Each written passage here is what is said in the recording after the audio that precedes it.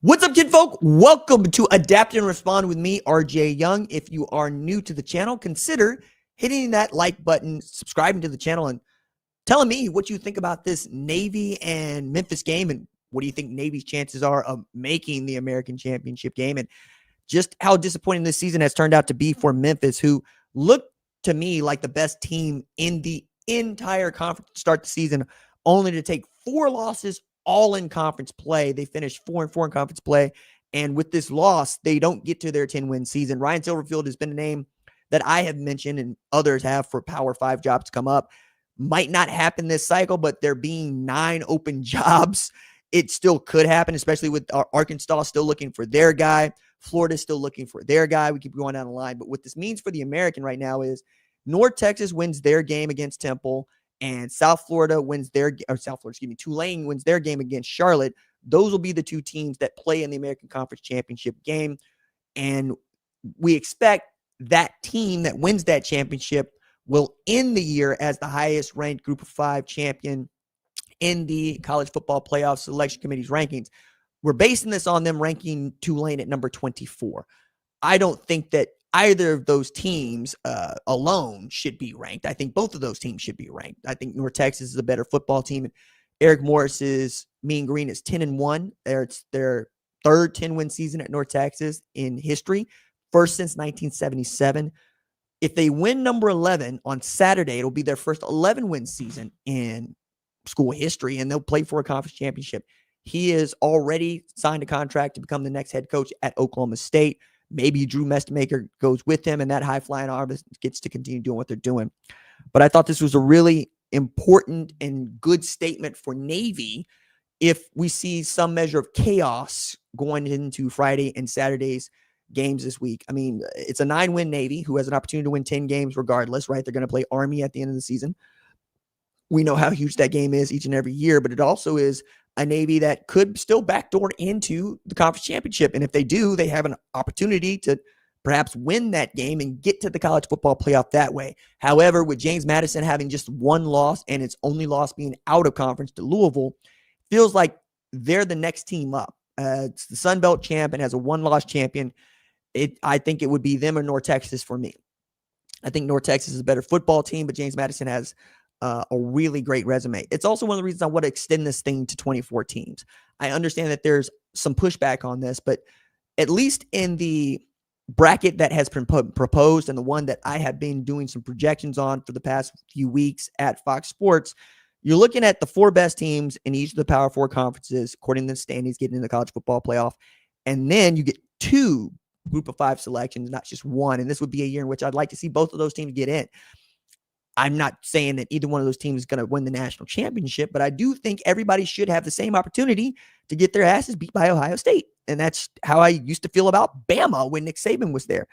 But again, an outstanding performance by this Navy team who came out running the ball and running it very well against Memphis in the second half, almost stymied Memphis. And then Memphis just couldn't have things go right for them in their final home game. It kind of sucks because I thought it was a good football team that just could not get out of its own way here in the last 3 weeks. I mean, that's 3 consecutive losses for this team after just 1 loss through their first 8 games of the season. The first one coming against UAB, which kind of felt like a fluke. And then they get back on the good foot against South Florida, who was ranked at the time, only to lose to Tulane, East Carolina, and Navy to finish the season. So not the season that they wanted to have for certain. But one of the other things I think is interesting about Navy is they're fun to watch now, like in a way that the casual fan can watch them. I think most hardcore football fans like watching Navy, like watching Army, like watching Air Force, because we like to see the battle in the trenches. If you are a fan of the 9-6 game of 2011 between LSU and Bama, you love watching Service Academy football because it's all, did you win at the point of attack and can you run the football? It's a tough and physical game that we like to see our service academies play because those are also the men and women who end up defending us. And it makes us all feel good. But Blake Horvath should be on the short list for guys that should be included in the Heisman, but will not be because, well, plays at Navy. But the stats are the stats. I mean, back-to-back seasons of over 1,000 yards passing and 1,000 yards rushing. Can have 2 10-win seasons in back-to-back years. That puts him on the short list of the most successful quarterbacks in Navy history, up there with Roger Staubach, among others, which I think is pretty cool. But that's where we stand right now in the American. And I think that's going to be a conversation we continue to have as we see what John Summerall and Tulane have in store, what Eric Morris and UNT have in store. John Summerall, who could be coaching in his 4th consecutive championship game, and the man has only been a head coach for 4 years. So to be head coach there is to play for a championship, or for him to be your head coach is for you to play for a championship. That might be one of the reasons that he's getting really good looks from Florida and was getting one from LSU. Of course, he put his name out of the Florida running. But I think if Lane Kiffin has the audacity to leave Ole Miss, which is what I really want to talk about in this segment, he's going to do that. But before we do talk about that and see what other people, including people that got my job, had to say about where they think Lane Kiffin is going to go and what we expect to happen if, when, how they beat Mississippi State in the Egg Bowl, I would be remiss if I did not point out that we are sponsored in this segment by MyBookie, who has made it really easy for you to place a bet, make a wager by simply using my promo code, right? And the reason I say it's simple by using my promo code is they're basically letting you make 2 bets at once, okay? So if you want to bet the spread against Texas and Texas A&M, which is the huge game on Black Friday, you can do that. You can do player props. You can do in-game lines. And if you lose your bet, they will cover you up to $500 with a bet back bonus token if you use the promo code that is my name, RJ Young, all one word. So see if you can't go win a little bit if that's what you're looking to do. I mean, there's a lot of games that I think are interesting, not just A&M and Texas, but of course, Ohio State and Michigan. It's rivalry weekend. And anytime we got rivalry weekend, everybody's going to be involved. And I hope you will be too. Rivalry weekend is going to be D-Day for Lane Kiffin, which I think is funny. So Lane Kiffin was given an ultimatum, or he wasn't, depending on who you want to believe. Reporters with chops reported Keith Carter gave him an ultimatum saying, look, we need to know by the Egg Bowl if you're going to be the head coach at Ole Miss, or we need to go looking for another head coach. And I think that was fair, because the way that Lane Kiffin has handled this is the way that Lane Kiffin has handled everything related to his job. Badly. Tennessee, USC, the Raiders, Florida, I guess Florida Atlantic is fine, right? Now, Ole Miss, he can't just come out and say, I'm the head coach at Ole Miss and I want to be here. He's got to say, I met my wife in Florida, and then you got to see that his family flew to Baton Rouge, his family flew to Florida. His ex-wife was on the plane to Baton Rouge, which I think is why so many other people are interested in him being the guy there. But I think that for Keith Carter to ask, damn, dog, do you want to keep this job or not, is fair. Now that we know LSU is prepared to offer him up to $100 million. Same thing with Florida. And many people would tell you that they think that LSU is the leader in the clubhouse for this. And I'm not going to disagree with them, except to say I think it's more like Ole Miss is going to wait for you to turn them down, because I don't think Ole Miss is going to do him dirty. I think they're going to make a commiserate offer. I think, a comparable offer. And if they're going to make a comparable offer, I don't see why you would leave. Like that's the issue with me. But the decision that he's got to make is interesting for a number of reasons, but not the least of which is Ole Miss can play for a national championship this year. And while I don't think that Keith Carter was going to hit the nuke code button of saying, okay, if you're going to be head coach at LSU, Florida, or even Penn State, wherever, that you're not going to be able to coach this team through the rest of the playoffs. I think that'd be stupid, because Landscape, win the national championship. If he doesn't want to be your head coach next year, that's fine. I mean, it'd basically be Jim Harbaugh for Michigan. It's win the national championship, do whatever you want. And I think every Ole Miss fan would be okay with that. I think all the players would stay on board with that. And more importantly, if you fire the guy, you open the portal for all of these players 30 days before the damn portal is supposed to open anyway. Let's not do that, right? If he's going to take players with him, at least wait until you can get some players back in return, as opposed to just letting him walk out the door with guys like Trinidad Chambliss, Austin Simmons, among others. But Greg McMurphy succeeded in doing what I think is a very interesting survey. He asked 80 people who he deemed knowledgeable and influential in college football media what their prediction would be for where Lane Kiffin will be coaching in 2026. And the votes came in like this. 80 people, 59 said LSU, 17 said Ole Miss, 5 said Florida, 2 said the Tennessee Titans, 1 said Alabama, and 1 said no clue. I thought it was more interesting to find out who the outliers were as opposed to like the people that picked LSU, Ole Miss, or Florida. But then again, I see the governor of Mississippi is one of the names that's listed here. And of course, he's voting for Ole Miss, which I thought was funny. That's succeeding in getting that name and getting that vote of confidence is also important. I'm also interested in all the guys that believe that he's going to go to LSU. And I'm not there. I mean, I'm not there. I was not asked to vote in this poll. I should say that. I would pick Ole Miss. And the reason that I would pick Ole Miss is because I've seen what kind of a dumpster fire awaits me at this place called LSU right now. It used to be, actually before Brian Kelly got fired, I would even say after Brian Kelly got fired in the first like 24 hours, it's one of the best jobs in the country. I'd say it's even number 2, right? You're going to get the players you need. They're going to give you time to build out what you want, and you're probably going to win a national championship if you can love LSU like they love you. Nick Saban won there. Les Miles won there. Ed Orgeron won there. All in the 21st century. All 3 guys, totally different. Different ways of doing business, different ways of getting down, different relationships with the media, different relationships with donors. But it is the job that suits all flavors because at the bottom line for LSU is they want to win. And if they don't care how it looks as long as you win, which is why they're willing to gamble on Lane Kiffin, who has as much Mike Leach and Steve Spurrier in him as any guy coaching today, right? Gets the bias from Coach Spurrier, wanted to be like Coach Spurrier. And since Coach Leach has passed, it's Lane telling most of the jokes, right? And that's why people are laughing. It's one of the things that I think makes him beloved at Ole Miss.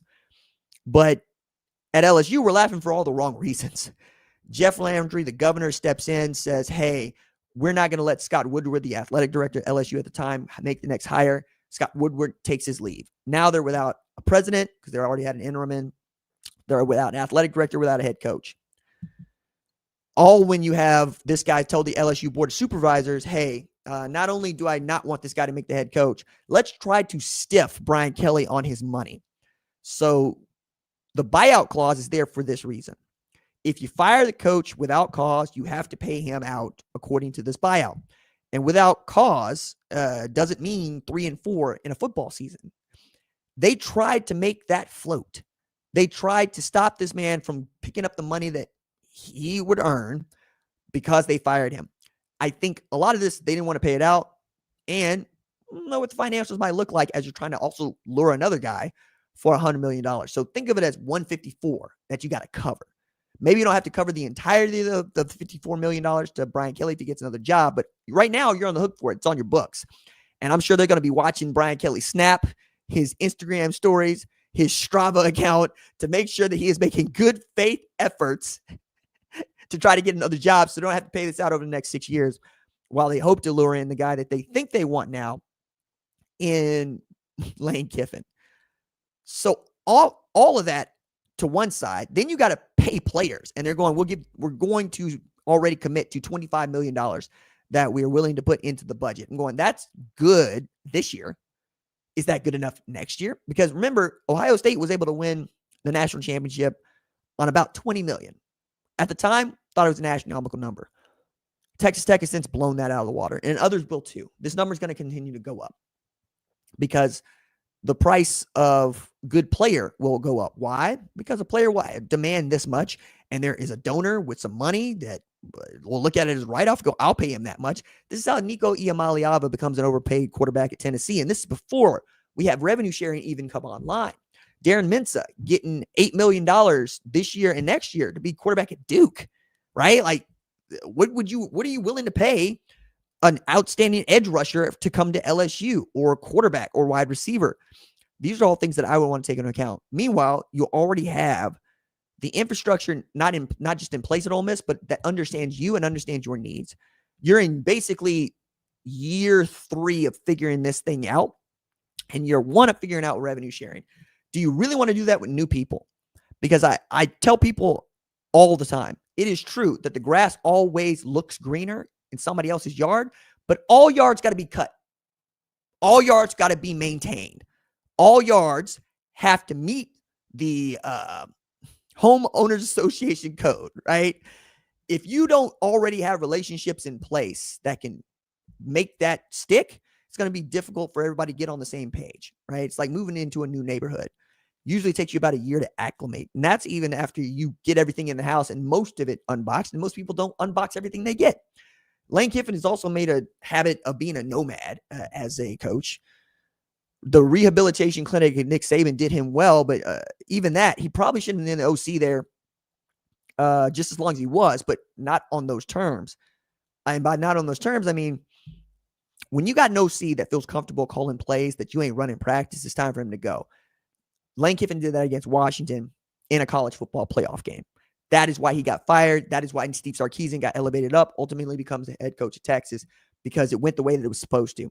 The job came up that was perfect and doesn't come up all that much, and he goes and take it. Same thing happened with Kirby Smart at Georgia. Lane Kiffin had an opportunity to do that. I'm not sure where that would have been, but he gets to Ole Miss by way of Florida Atlantic. Did he always want to go to LSU? I think at some point, because he was going to be an offense coordinator there before he got the chance to be a head coach at Florida Atlantic. Now you get to be the offense coordinator, head coach. Maybe that's your dream. I would think that your dream would be the head coach at Florida. And this would be slam dunk if you want to be like Coach Spurrier and if Florida means this much to your wife and your family. But it doesn't seem to be that cut and dry. All that around the Egg Bowl. Mississippi State is not a nothing in the Egg Bowl. As a matter of fact, they're a 7.5 point dog going into this game. It's not insurmountable, and it isn't out of the question they can win this game. So if they win this game, is Lane Kiffin really going to just stay at Ole Miss, or is he still willing to go, I'm out the door to LSU? Because that team could still make the college football playoff, might not as a 10-win team, but as an 11-win team, definitely going to happen. These are things that I think are very interesting and worth watching as it denotes what we're expecting from tomorrow's game, which kind of leads me into the last segment that I wanted to do tonight. And that is, are we thinking too much of the Aggies, or are we thinking too little of Texas, or vice versa? And I really want to unpack that, because as we're getting in this game, it's going to be played on Black Friday. It's going to be the biggest game on Friday night. I'm very excited about it. I'm more interested in what you think about this. So if you're in the comments, tell me about it, and let's see what you got. And if you got something interesting, we'll talk about it.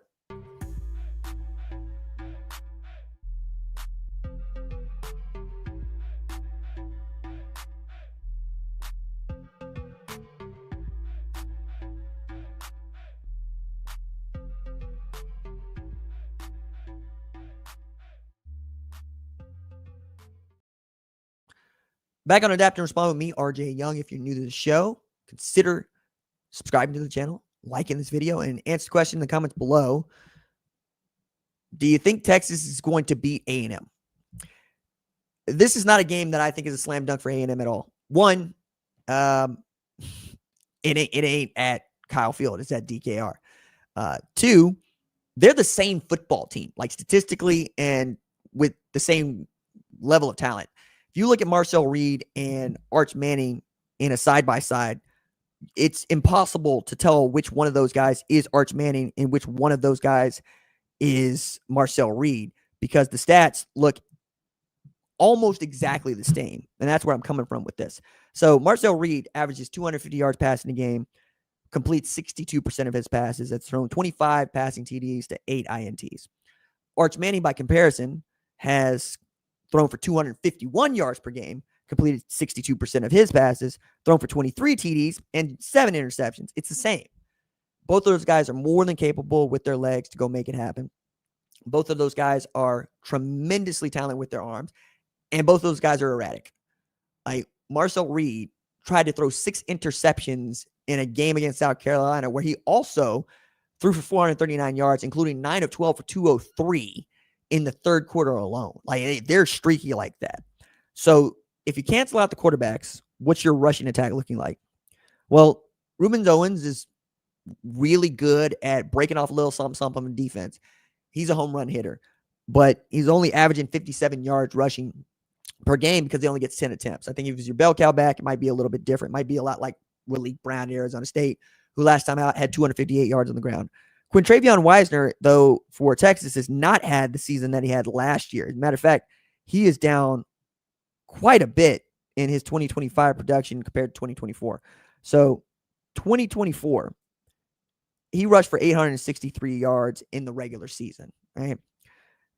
Through 11 games this season, he's rushed for just 442. Now, he's also down about 60 carries, which I think could matter, but he averaged 4.9 yards per carry last year, and he's averaging 3.9. All this to say that the run game for Texas is not what it was last year, this year. Some of that's the offensive line, some of that's running back room, but Wisner and CJ Baxter, I thought, could be one of the two best tandems in all of the sport, and they just haven't been that. Receiving, it's Casey Concepcion and Ryan Wingo, right? Because Casey Concepcion has been great, 75 yards per game.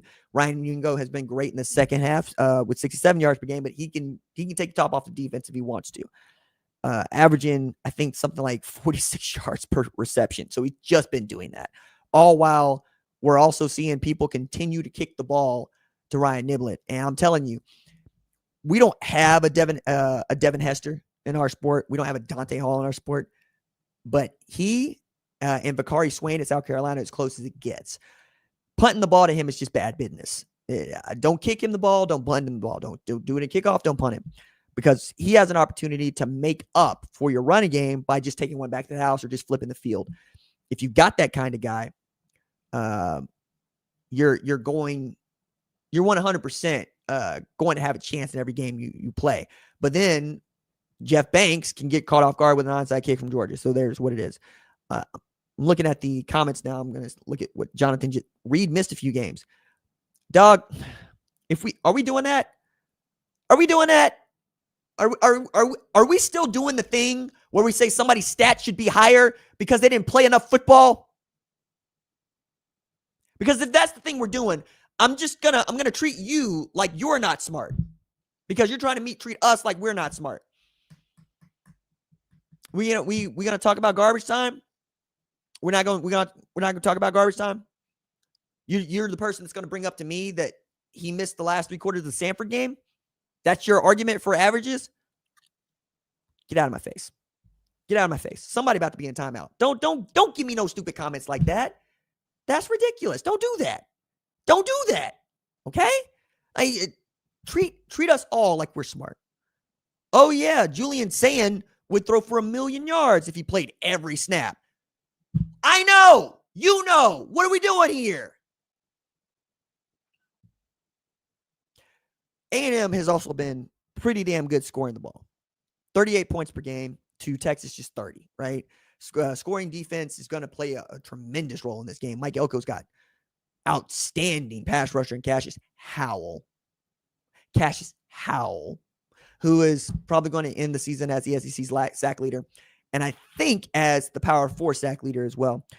They're giving up just 21.5 points per game, while Texas is giving up 20. For me, it's as simple as who can put a lid on the rushing attack of either team, right? If you can stop Marcel Reed from doing what he wants and Ruben Owens from doing what he wants, probably going to win. It sounds simple, but it's not. It's not as simple to stop these guys just turning your broken play into recess. Arch has shown he can do that. The thing that I think is helpful to A&M, though, is that Arch has also shown that you can confuse him in post-snap. So if Mike Elko's got something nasty for a post-snap in passing situations, you might also be able to get some takeaways because Arch sees it about as cleanly as Marcel Reed did last year. That's being unfair to Arch. He sees it better. Marcel Reed was bad last year. Matter of fact, my one hope for Marcel Reed going into this year was that he would learn to throw the football to his people and not other people and to complete his passes at a higher percentage. And he's definitely done that. He is a Heisman candidate. Can he win the Heisman in this game? Probably not.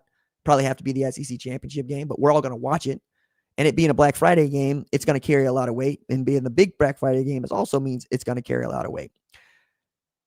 Defensively, if you're Mike Elko, you're also watching every bit of the Georgia film. Kirby Smart has Steve Sarkisian nailed. He dead to rights. Just got him. So if you can simulate the same sort of pressures and you can stop the run against them, it's it's cancel Christmas because Steve Sarkisian's offense just will not work. And I think that's going to be agonizing for him. So to end this, is ampersand U going to revert back to being ampersand U, or is it going to be the Texas A&M Aggies? Because the Texas A&M Aggies won a championship in the 20th century. The ampersand U ain't done a damn thing. Still hasn't done a damn thing. Oh, and winning 11 games in a row, that's great. But what championships do you have to show for it is what we're all going to ask. Ask Indiana how that feels. To go to go 11-2 and have just that to show for it. Trip to the college football playoff notwithstanding, right? A&M's first trip to the college football playoff, probably, signed, sealed, and delivered. But if that's all you want to do, then yeah, Texas is probably going to run over you. If you got higher aspirations, then you need to treat this game as a statement game. You need to stomp out Texas, and you need to show it in front of everybody in this national TV audience that you're not just here to be good. You are here to win championships. All right, that's going to do it for tonight's episode of Adapt and Respond. We will see y'all tomorrow, Black Friday, covering the games. Saturday, all day, and then win the championship week. Deuces.